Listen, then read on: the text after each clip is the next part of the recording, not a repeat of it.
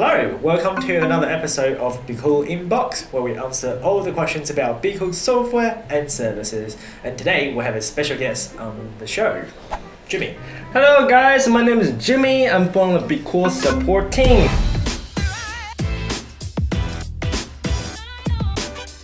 Many are just focusing on troubleshooting solutions and help our customers to use our software better. That's completely right. So if you have any issues with your software, he's the man to go to. Alright, on to the first question of the day.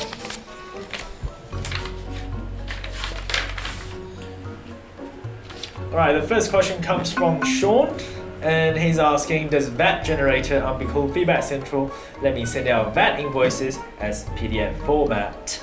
Yes, Sean. BQool does let you create professional invoices that you can send to your clients by email and let them download from the email as a PDF format. And do remember, when you send out all the emails containing the VAT invoices, the invoices need to be PDF forms as Amazon suggested in their policy. And your client can save it for future reference. It's a way to improve the customer experience. Yep, that's right. Okay, on to the next one. Right, the second question comes from Christopher, and he said, I've been plagued by the potential pricing errors on Amazon for the past few months, and this persistent issue also prevents my items from being repriced properly, as all the delisted items cannot be found on BQool Repricing Central. Is there a way to add my delisted listings back to BQool and set a new min-max price and rule for them? Oh, it's a hairy issue, isn't it, Jimmy? Yes, it has been prevalent in our community right now, and lots of people just got delisted for no apparent reason. But you can find a yellow warning sign in your Seller Central where Amazon will indicate this listing has been delisted, deactivated due to pricing error. And we do have a solution for you. Yeah, that's the good news here. So the user of BQool Repricing Central, you don't have to worry about it anymore because we are rolling out a new feature around mid-March this year to help you find delisted listings on Repricing Central. And a new delisted listing table will be added to your repricer to help you find delisted listings that may be caused by potential pricing errors. So once you find a delisted listing you wish to reprice again, simply set a new min and max price. Also rule to resume repricing for that listing. And obviously, you need to release your delisted items on your Seller Central in order for the repricing to work. And don't forget about that. And guys, essentially just to make sure each listings, the corresponding min and max prices in the Seller Central, the price range is wider than the BQool's counterpart, because BQool will never reprice you outside of the min and max prices on the BQool end. So it's less likely you will get delisted by Amazon again. Okay, let's move on to the third question. We have Ryan. Ryan says, why is my listing not being shown on the Repricing Central? Oh, Ryan, dear Ryan.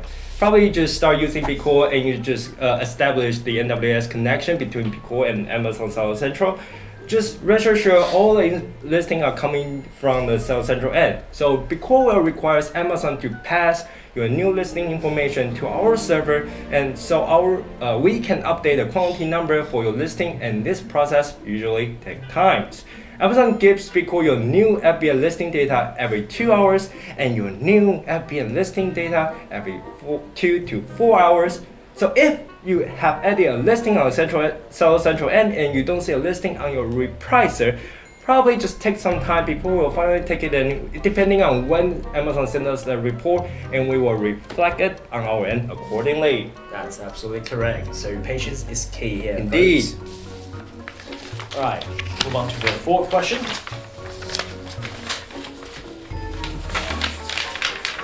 Alright. So the fourth question comes from Jenny, and she said, I've encountered this strange issue when an active listing on Amazon is being shown inactive on Repricing Central with the quantity number being a dash.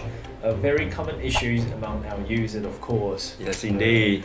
Well, this issue usually comes from having a symbol in one of your SKU, Jenny. So Amazon has emphasized the SKU should only contain alphanumeric string. So remember, do not use symbols in all spaces in your SKU. So if I could just possibly elaborate on this, if you have the skill in have the simple skill that would cause recognition failure in the Amazon report, which means that will cause the dash under the quantity, and then that will make the listing become inactive. BQool cannot reprice your inactive listings. That's why if you contact us right before any big selling season, right before any big selling holidays like Black Friday or Christmas, which you have to find a way to release the SKU, and the only way is to move your inventory from fulfillment center back to your warehouse, release the listing, and then move the inventory back to fulfillment center. But you don't want to do that right before the hot selling season coming. Yeah, absolutely no. It's a hassle, isn't it? It needs, so it's always better to check it right now to make sure your money is worth spending on the BQool, and we can start repricing all your listing. Yes. Would you like to do the last questions? Oh yes. Okay. The very last question of the day. Let's see who asks us any questions.